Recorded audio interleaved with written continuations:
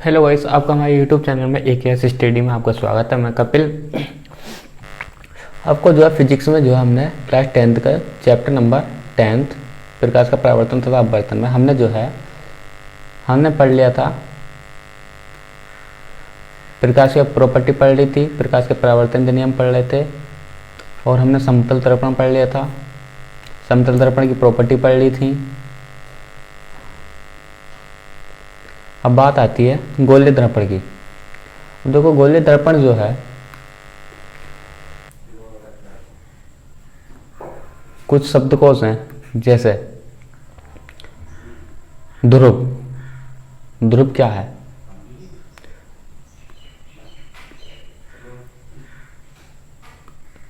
जैसे ध्रुव में जो है, ध्रुव क्या है? देखो, ये ध्रुव है हमारा P। गोलीय दर्पण के परावर्तक पृष्ठ के केंद्र, परावर्तक पृष्ठ मतलब ये जो परावर्तक केंद्र पृष्ठ है, इसका केंद्र बीचों बीच का बिंदु ध्रुव कहलाता है। यह दर्पण के पृष्ठ पर स्थित होता है। इसे ध्रुव के P से प्रदर्शित करते हैं। कहने का मतलब यह है कि दर्पण के परावर्तक पृष्ठ का मध्य बिंदु जो होता है हमारे क्या होता है? ध्रुव कहलाता है। बस इतनी परिभाषा याद रखना है। इसे P से प्रदर्शित करते हैं। अगली है मुख्य अक्ष। मुख्य अक्ष क्या है? देखो, मुख्य अक्ष हमारी ये लाइन है, सीधी जो लाइन है ये हमारी मुख्य अक्ष है। गोलीय दर्पण के ध्रुव तथा वक्रता केंद्र से गुजरने वाली, देखो वक्रता केंद्र क्या होता है? C। जिस लाइन, देखो वक्रता केंद्र और ध्रुव से गुजरने वाली रेखा को क्या बोलते हैं हम? वो बोलते हैं मुख्य अक्ष। ये ध्रुव ज्यादा पूछा जाता है। इंपोर्टेंट जो है ये है इंपोर्टेंट, और एक वक्रता केंद्र इंपोर्टेंट है। अब वक्रता केंद्र क्या है? वक्रता केंद्र जो है किसी गोलीय दर्पण का केंद्र जिसका वृत्त, मतलब कि ये जो होता है दर्पण जो होता है वो कहते हैं गोलीय दर्पण। गोलीय दर्पण का केंद्र को ही दर्पण का वक्रता केंद्र कहते हैं। ये याद रखना बस। इसे C से प्रदर्शित करते हैं। अगली परिभाषा तुम्हारी वक्रता त्रिज्या। देखो, वक्रता त्रिज्या क्या होती है? वक्रता त्रिज्या बोलते हैं वक्रता त्रिज्या। देखो, ध्रुव P से C तक की दूरी को क्या बोलेंगे हम? वक्रता त्रिज्या कहते हैं। बस याद रखना, गोलीय दर्पण के परावर्तक पृष्ठ जिसे गोले का भाग है उसकी त्रिज्या दर्पण की वक्रता त्रिज्या कहलाती है। या ध्रुव से C तक की बिंदु वक्रता, याद रखेंगे ध्रुव से वक्रता केंद्र तक की दूरी को क्या बोलते हैं? वक्रता त्रिज्या बोलते हैं। इसे R से प्रदर्शित करते हैं। द्वारक क्या होता है? देखो, द्वारक जो होता है जो दर्पण के ये जैसे देखो N से लेकर M तक क्या है? ये दर्पण का द्वारक है। मुख्य फोकस। मुख्य फोकस क्या होता है? देखो, ध्रुव से फोकस तक की दूरी को क्या बोलेंगे? फोकस दूरी बोलेंगे। और क्या मैं ध्रुव से वक्रता केंद्र बिंदु के बीच का पॉइंट जो होता है उसे क्या बोलेंगे? फोकस दूरी बोलेंगे। या याद रखेंगे कि देखो दूसरी परिभाषा क्या है इसकी? देखो, गोलीय दर्पण का परावर्तक पृष्ठ जिससे गोले का एक भाग है, ये तो हो जाएगी हमारी वक्रता त्रिज्या। अब फोकस की बात करें, मुख्य फोकस का, मुख्य अक्ष पर वह बिंदु जहां पर समांतर किरणें आकर मिलती हैं। यह परावर्तित किरण मुख्य अक्ष पर एक बिंदु से आती हुई महसूस होती है। वह बिंदु गोलीय दर्पण का मुख्य फोकस कहलाता है। जहां पर जो है समांतर अक्ष के जो मतलब मुख्य अक्ष से समांतर आने वाली किरणें आकर मिलती हैं उस बिंदु क्या बोलते हैं? मुख्य फोकस बोलते हैं। यह कह सकते हैं ध्रुव और वक्रता केंद्र के मध्य बिंदु को मुख्य फोकस कहते हैं।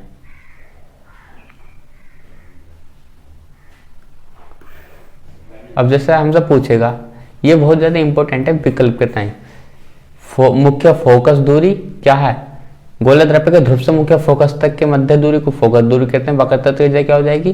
ध्रुव से लेकर वक्रता केंद्र तक की दूरी को वक्रता दूरी कहते हैं। एक में क्वेश्चन पूछता है कि फोकस दूरी और वक्रता त्रिज्या में संबंध क्या होती है? देखो, फोकस दूरी जो होती है ना, वक्रता त्रिज्या क्या आती है? देखो, ये C है, ये F है, ये P है। तो देखो, ये यहां तक की दूरी को हम ना R कहते हैं, P से लेके C तक की। तो ये क्या हो जाएगा? देखो, ये बीचों बीच में होता है तो F R बराबर क्या हो जाएगा? 2F हो जाएगा। या F बराबर R/2। ये बहुत ज़्यादा इंपॉर्टेंट विकल्प में पूछा जाता है तुमसे कि वक्रता केंद्र और फोकस दूरी में संबंध। जैसा भी है, अवतल दर्पण के किरण आरेख बनाने के कुछ नियम है।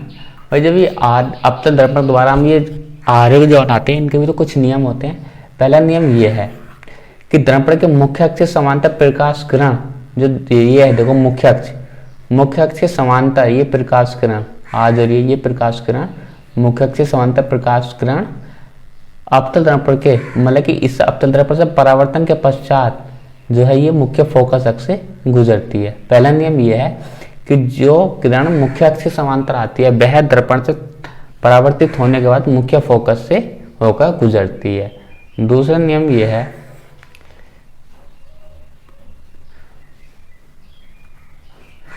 अवतल दर्पण के मुख्य फोकस से गुजरने वाली किरण परावर्तन के पश्चात मुख्य अक्ष के समांतर निकलती। देखो जो किरण जो हमारी मुख्य फोकस से आती है वह किरण परावर्तन के पश्चात जो मुख्य अक्ष के समांतर हो जाती है। पहला नियम क्या था देखो, जो किरण मुख्य अक्ष के समांतर आती है वो दर्पण से टकराकर मुख्य फोकस से होकर जाती है।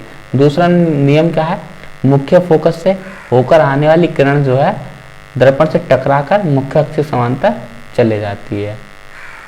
तीसरा नियम है इसका, तीसरा नियम अवतल दर्पण के वक्रता केंद्र मतलब C से गुजरने वाली किरण जो है गुजरने वाली किरण परावर्तन के पश्चात उसी दिशा में वापस टकराकर वापस चली। देखो मुख्य जो वक्रता केंद्र से आने वाली किरण जो होती है ये टकराकर इससे वापस अपनी उसी दिशा में लौट जाती है जिस दिशा से आती है। तो तीसरा नियम ये हो गया।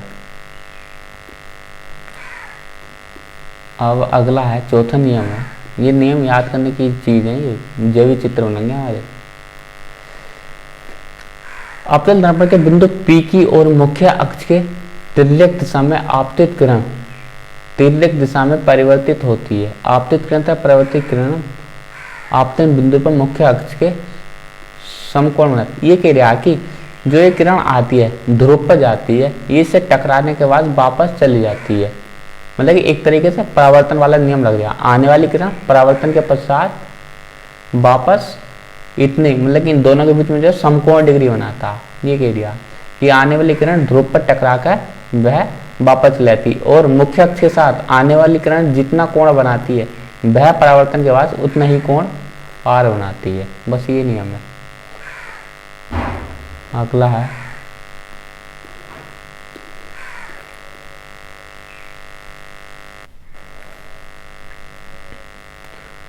अभी इसके द्वारा जो बने हुए हैं ये कुछ चित्र बने हुए हैं, उनके जो हैं ये पॉइंट दे रखे हैं, मगर ये पॉइंट जो हैं अभी याद नहीं कर रहे हम। ये पॉइंट जब याद करेंगे जब हम ये चित्र बनाएंगे। तो इसमें जो है टोटल 6 स्थिति होती है हमारी दर्पण द्वारा चित्र बनने की। पहली क्या होती है, पहली स्थिति क्या है, जब वस्तु अनंत पर रखी है। दूसरी वस्तु जब अनंत और वक्रता केंद्र C के बीच में रखी है। तीसरी स्थिति आती है जब वस्तु हमारी C पर रखी है। चौथी स्थिति आती है जब वस्तु C और F के बीच में रखी है।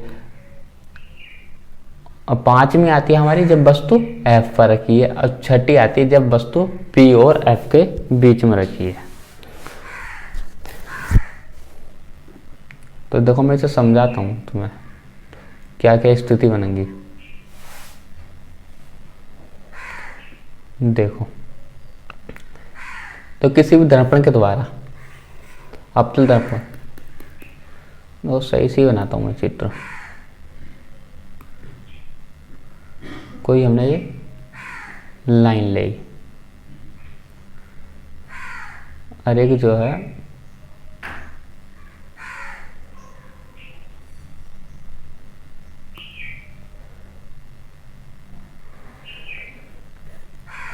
ये कोई हमारा दर्पण हो गया, परावर्तक दर्पण। अब इस पर जो है ये जो बिंदु होगा हमारा ये P बिंदु होगा, इसके आगे एक C बिंदु होगा, इससे पहले एक हमारा F बिंदु भी होगा और C के बाद जो होगा वो अनंत होगा, जो अनंत मतलब कि आकाश से आती है। तो इसमें क्या होगा, पहली कंडीशन तो हमारी ये बन सकती है जब वस्तु अनंत पर रखी होगी। दूसरी कंडीशन क्या है, जब अनंत और C के बीच में रखी हो वक्रता केंद्र के, दूसरी कंडीशन हो गई है। तीसरी कंडीशन क्या होगी, जब वस्तु हमारी वक्रता केंद्र पर रखी होगी। चौथी कंडीशन क्या होगी, जब सी और एफ के बीच में रखी होगी। पांचवी कंडीशन, जब वस्तु हमारी एफ पर रखी होगी। और छठी कंडीशन क्या होगी, जब एफ और पी के बीच में रखी होगी। तो ये 6 कंडीशन हो गई। तो पहली कंडीशन क्या है, जब वस्तु अनंत पर रखी है। दूसरी कंडीशन क्या है, जब वस्तु सी और एफ के बीच में रखी है। तीसरी कंडीशन, जब वस्तु वक्रता केंद्र पर रखी है। चौथी, जब सी और एफ के बीच में रखी है। पांचवी, जब फोकस बिंदु पर रखी है। छठी कंडीशन क्या है, जब फोकस और वक्रता केंद्र के बीच में रखी है। तो यही हमारी कंडीशन थी पहली जब वस्तु अनंत पर रखी है।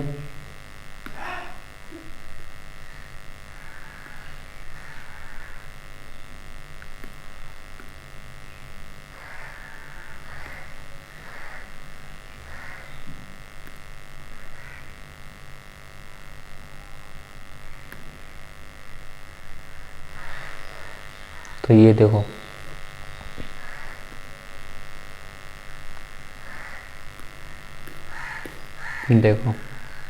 तो पहली कंडीशन क्या है, जब वस्तु हमारी अनंत पर रखी है। देखो, अनंत पर जो कोई वस्तु रखी होगी तो उससे क्या होंगी, किरण जो है मुख्य अक्ष के समांतर आती है। ये देखो, हमारी लाइन जो है मुख्य अक्ष के समांतर आ रही है। आइए, दर्पण से टकराएगी, टकरा के देखो, मुख्य अक्ष के समांतर आने वाली किरण जो होती है वो टकरा के क्या होती है, मुख्य फोकस बिंदु से जाती है। दूसरी, अब ये देखो, दूसरी किरण जो है मुख्य अक्ष से समांतर आ रही है, ये टकरा कर जो है मुख्य फोकस बिंदु से जा रही है। जहां पर ये बिंदु आपस में किरण काटते हैं वहां पर क्या बनाती है, अपना प्रतिबिंब बनाती है। समझिए। दूसरा, जब सी पर, मतलब कि एफ और, मतलब कि ये जो है, देखो, जब ये सी और अनंत के बीच में रखी हो तो इसे क्या बोलते हैं, सी से परे। मतलब कि सी से परे का मतलब सी से इधर की साइड। तो इसमें क्या होगा हमारा,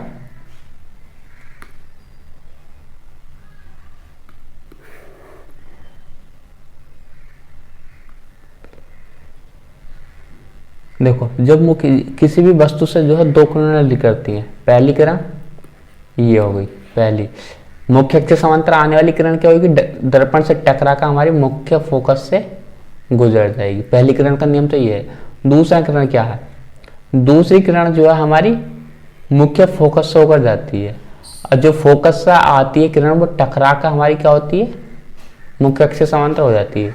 और जिस बिंदु पर आपस में काटते हैं वो क्या बनता है, वहां पर प्रतिबिंब। तो ये क्या हो गया, जब वक्रता केंद्र और अनंत के बीच में वस्तु रखी होगी तो उनका चित्र भी जो है, इमेज जो बनेगा वो अनंत और सी के बीच में ही बनेगा। तीसरा, जब वस्तु सी पर रखी हो, जब वस्तु सी पर रखी होगी तो क्या होगा, सी पर रख दी हमने कोई वस्तु,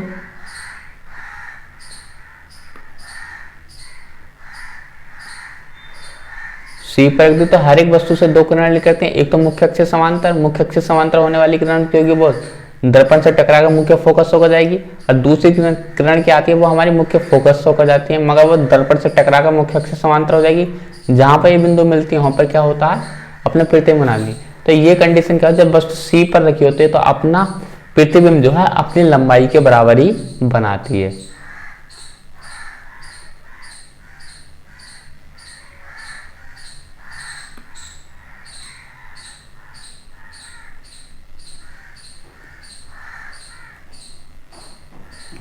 ये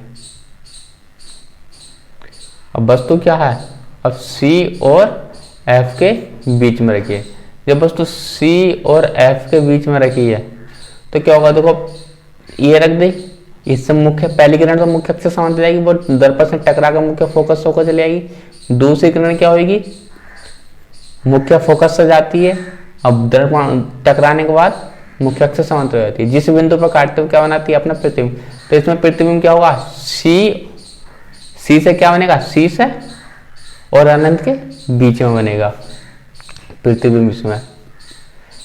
और कैसा होगा, वस्तु से उल्टा होगा, वस्तु से बड़ा होगा और वास्तविक होगा। ये कंडीशन अभी एक चित्र में जो है आपको सब बनी बनाई मिल जाएंगी। अगला है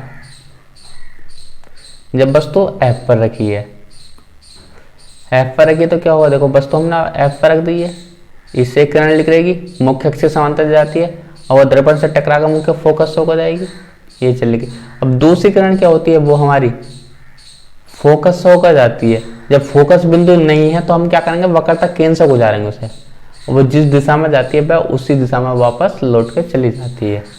तो इनका प्रतिबिंब जो है कहाँ बनेगा, अनंत पर बनेगा। ये देखो ये कहीं मिलेंगी, अनंत पर जाकर मिलेंगी, ऐसे धीरे धीरे करके अनंत पर जाकर, तो इनका प्रतिबिंब अनंत पर बनेगा, वस्तु से बड़ा बनेगा और वास्तविक बनेगा।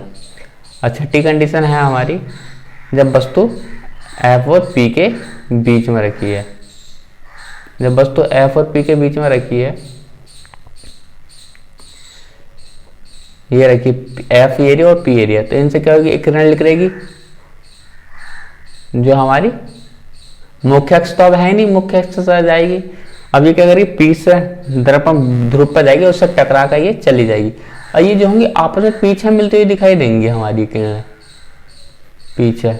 और एक किरण क्या होगी हमारी, ये C से जावे, जो C से जावे तो ये देखो यहाँ से टकरा कर वापस आएगी, मगर इसे आभासी रूप से, काल्पनिक रूप से पीछे मिला देते हैं।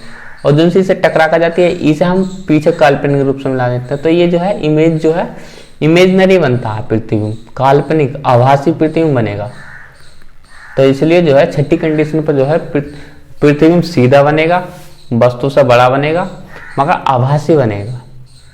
अब अवतल दर्पण के प्रयोग कुछ कहाँ कहाँ है ना उपयोग करते हैं अवतल दर्पण को। तो पहला उपयोग है इनका अवतल दर्पण का, इसका उपयोग जो है टॉर्च में किया जाएगा, सर्च लाइट में किया जाएगा, वाहनों के हेडलाइट में किया जाएगा, प्रकाश की शक्ति समांतर किरण पुंज प्राप्त करने के लिए किया था। मगर इतना याद रखना कि इसका प्रयोग टॉर्च में किया जाता, सर्च लाइट में किया था, वाहनों की हेडलाइट में किया था। दूसरा प्रयोग इसका दंत विश्लेषण, मतलब कि चिकित्सक के रूप में या मरीजों के दांतों को बड़ा प्रतिबिंब देखने के लिए। तीसरा इसे चेहरे का बड़ा प्रतिबिंब देखने के लिए शेविंग, मतलब कि ये जो करते हैं नाइयों की दुकान में प्रयोग होता है। चौथा इसका सौर भट्टियों में सूर्य के प्रकाश को केंद्रित, मतलब कि कोई भट्टी है उस पर जो है सूर्य का प्रकाश को एक जगह फोकस करना, तो उस जगह इनका प्रयोग किया जाता है अवतल दर्पण। ये चार ही प्रयोग हैं इनके। आज की वीडियो यहीं लो, और चैनल को सब्सक्राइब करो, लाइक करो, कमेंट करो।